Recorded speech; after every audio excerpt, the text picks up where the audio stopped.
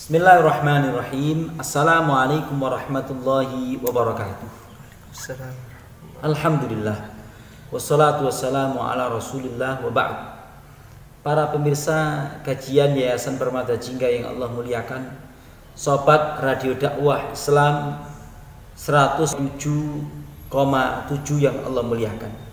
Alhamdulillah, kita masih membicarakan manakibnya orang-orang soleh, para nabi dan rasul utusan Allah Subhanahu wa taala, biografinya manusia-manusia yang Allah muliakan dengan kenabian dan kerasulan, dengan komunikasi langsung dengan Allah Subhanahu wa taala dengan mekanisme pewahyuan.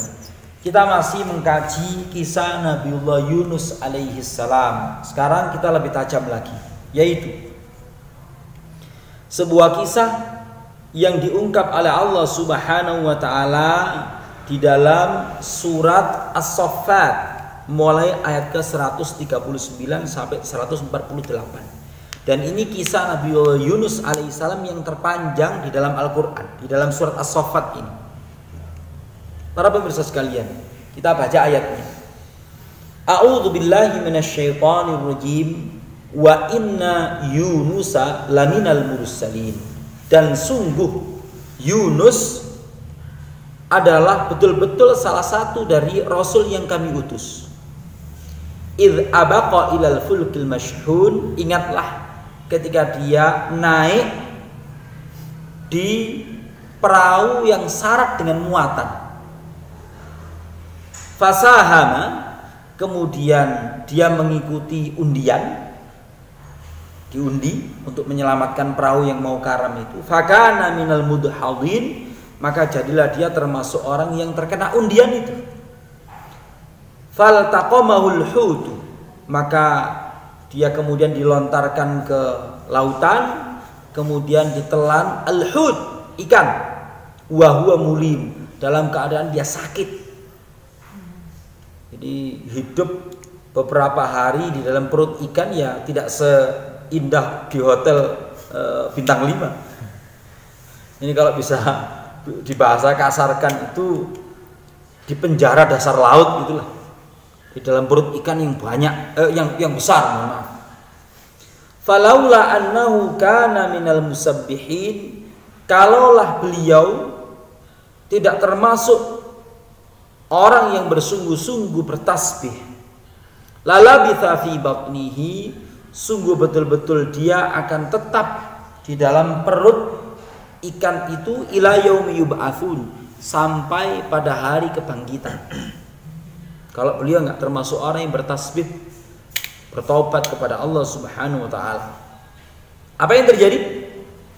Fanabadnahu bil 'ara, setelah pengilhaman kalimat pertobatan kepada beliau, maka beliau terlontar dari perut ikan itu, dilepeh bahasa orang Jawa, di sebuah oro-oro padang yang tandus, yang tidak ada tanaman-tanamannya, wa huwa saqim, dalam keadaan beliau lemah, sakit.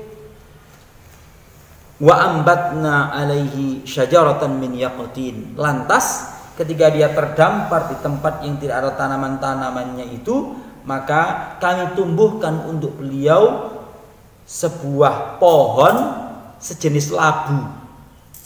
Labu ini boleh jadi walo yang kita dapati, atau memang jenis labu.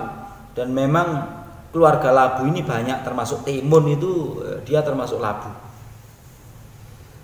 Wa arsalnahu ila mi'ati alfin aw yazidun, dan kami utus dia kepada sekelompok umat yang isi atau jumlah umatnya itu adalah 100.000 lebih. Ada sebagian mufasir menyebutkan 120.000, ada yang menyebutkan 140.000, ada yang menyebutkan 170.000 manusia. Betapapun di atas 100.000 orang. Pada era itu ya cukup banyak banget, sebuah kota yang dihuni oleh 100.000 orang. Fa'amanu, maka penduduk negeri ini mau mengimani dakwah beliau. Famatta'nahum ilahin, maka kami anugerahkan kepada penduduk negeri itu kesenangan, kenikmatan sampai pada batas waktu yang tertentu. Para pemirsa sekalian yang Allah muliakan, Sobat RDI 100.7,7 yang Allah muliakan, penegasan dari Allah Subhanahu wa taala bahwa Yunus bin Matta, Nabiullah Yunus alaihissalam adalah seseorang yang diutus oleh Allah taala. Coba, penisbatan kalau beliau itu diutus oleh Allah taala, ini adalah sebuah kenikmatan sekaligus kemuliaan bagi beliau.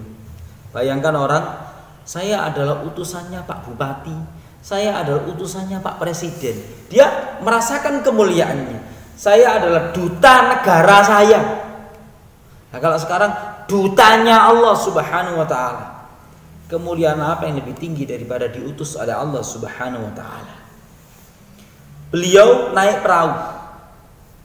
Konon naik perahunya ini karena beliau ketika berdakwah sekian lama di kampung halamannya di daerah Ninawa itu ditolak oleh penduduk setempat.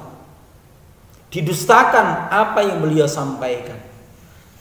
Beliau terus menerus dakwah, tapi bukan disambut, malah ditolak ajakan baik beliau ini.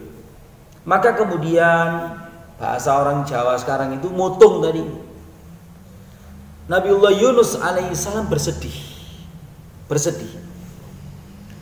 Di dalam kesedihannya itu beliau memilih untuk meninggalkan tempat medan dakwahnya ini. Beliau naik perahu yang syarat dengan muatan, kemudian ternyata di tengah laut perahu ini terombang-ambing oleh ombak besar, hampir mau karam. Sehingga keputusan sang nahkoda kapal adalah dia harus mengurangi muatan. Ada juga pada era itu disebutkan dalam sebuah riwayat bahwasanya kalau perahu dalam kondisi semacam itu, maka ada seseorang hamba yang melarikan diri dari tuannya yang naik ke perahu itu. Maka diundi, siapa kira-kira yang untuk pengurangan beban kapal ini harus dilemparkan ke lautan. Diundi pertama yang mendapatkan adalah Nabiullah Yunus alaihissalam. Ingat pula, orang-orang soleh pada era zaman dahulu itu terlihat langsung dari wajahnya. Wah, ini kok kenanya kepada orang soleh. Undi lagi. Diundi lagi pada kali yang kedua, tetap juga yang kena Nabiullah Yunus alaihissalam. Maka diundi lagi, ini tidak mungkin orang soleh masa akan dilemparkan ke lautan. Maka kemudian diundi pada kali yang ketiga, ini tetap yang kena adalah Nabiullah Yunus alaihissalam.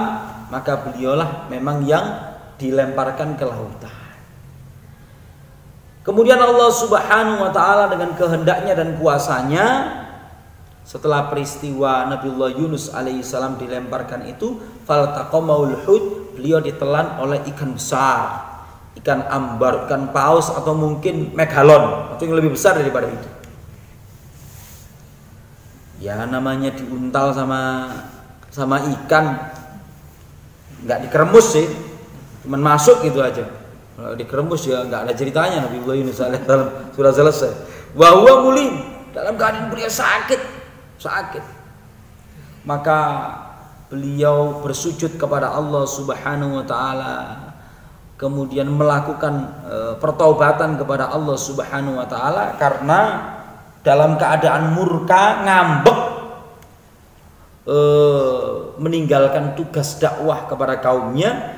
Disebutkan di dalam firman Allah Subhanahu wa taala surat Al-Anbiya, wa dzannuni idz dzahaba mughadiban. Ingatlah Dzunnun, nama lain dari Nabiullah Yunus alaihissalam, ketika dia meninggalkan kaumnya dalam keadaan murka atau jengkel. Fa dhanna allan naqdiru alaihi, dan dia mengira bahwasanya dia bisa lolos dari kuasa kami, atau allan naqdiru alaihi, bahwa dia mengira bahwasanya kami tidak kuasa kepadanya.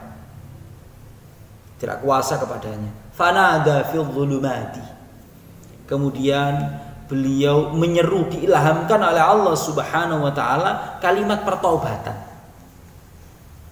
di dalam kegelapan yang bertumpuk-tumpuk. Kegelapannya itu gelapnya perut ikan, gelapnya lautan, dan gelapnya malam. Sudah barang tentu ya waktu itu tahu-tahu diilhamkan gitu aja.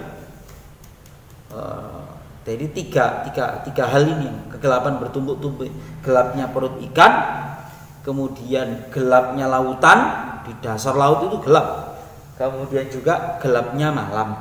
Beliau diilhamkan kalimat pertobatan, yaitu Ismul A'zam, nama Allah yang agung, Allah ilaha illa anta subhanaka inni kuntu minadh dhalimin. La ilaha illa anta subhanaka inni kuntu minadh dhalimin. Tiada Tuhan yang berhak disembah kecuali Engkau. Maha suci Engkau ya Allah, sesungguhnya aku termasuk orang-orang yang menzalimi diri sendiri. Para pemirsa sekalian yang Allah muliakan, ini doa ampuh, doa Nabiullah Yunus alaihissalam ini. Bahkan para ulama menyarankan kalau ada hajat kepada Allah Subhanahu wa taala, mulailah dengan membaca doanya Dhunnun. Ini salah satu bocoran Ismul A'zam, nama Allah yang agung, yang sekiranya Allah diminta dengan nama itu pasti akan dikabulkan. Fastajabna lahu wa najjaynahu minal gham. Maka kami perkenankan dia, kami kabulkan untuk dia, dan kami selamatkan dia dari malapetaka yang mengenai dia.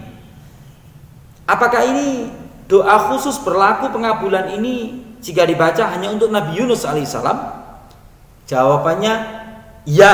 Akan tetapi kalau kita lanjutkan, wa kadzalika nunjil mu'minin, demikianlah kami menyelamatkan orang-orang beriman, maka doa ini juga bermanfaat jika dibaca oleh orang-orang yang memiliki keimanan kepada Allah Subhanahu wa taala. Para pemirsa sekalian yang Allah muliakan, apa yang terjadi setelah beliau di dalam perut ikan? Ada yang mengatakan 3 hari, ada yang mengatakan 7 hari, ada yang mengatakan 40 hari. Anda mau pilih yang mana? Kalau mau nyoba itu pilih yang mana kira-kira? 3 hari juga tidak enak, 7 hari tambah tidak enak, 40 hari, waduh super tidak enak. Di dalam perut ikan, betapapun menurut waktu yang Allah saja yang tahu tepatnya, mau 3 hari, mau 7 hari atau 40 hari, Allah saja yang mengetahuinya. Nah, disebabkan kalimat pertaubatan yang Allah ilhamkan kepada beliau, la ilaha illa anta subhanaka inni kuntu minadh dhalimin, maka beliau kemudian dilontarkan dari perut ikan itu, tapi di sebuah tempat yang tidak ada tanaman-tanamannya. Kemudian Allah masih menganugerahkan sebuah tanaman yang apabila dikonsumsi sangat mempercepat untuk pemulihan stamina, pemulihan kesehatan, yaitu bangsa labu. Para pemirsa sekalian, sobat RDI yang Allah muliakan, ada sebuah pelajaran penting di dalam kisah Nabiullah Yunus alaihissalam ini, yaitu seorang dai, seorang guru, seorang penganjur kebaikan hendaknya bersabar menerima ketetapan Allah Subhanahu wa taala. Hendaknya tetap berhusnudzon kepada pertolongan Allah Subhanahu wa taala. Karena dia hanya seorang penyampai, Allah lah yang memberikan hidayah. Sebagaimana perintah Allah Subhanahu wa taala kepada Nabi Muhammad sallallahu alaihi wasallam yang beliau didustakan oleh penduduk Makkah, penduduk Arab pada era beliau sallallahu alaihi wasallam diperintahkan fasbir li hukmi rabbika wala takun ka sahibil hud. Bersabarlah engkau terhadap hukum-hukum atau ketetapan Tuhanmu, dan janganlah engkau seperti sahibil hud Nabiullah Yunus alaihi salam, idnada wa huwa maqdhum, ketika dia menyeru kepada Tuhannya dalam keadaan dia jengkel atas penolakan kaumnya. Laula anta darakahu ni'matun min rabbih, kalaulah beliau tidak mendapatkan curahan nikmat dari Tuhannya, lanubidza bil ara'i wa huwa madhmum, niscaya beliau akan terlempar atau berada di daerah yang tandus dalam keadaan tercela.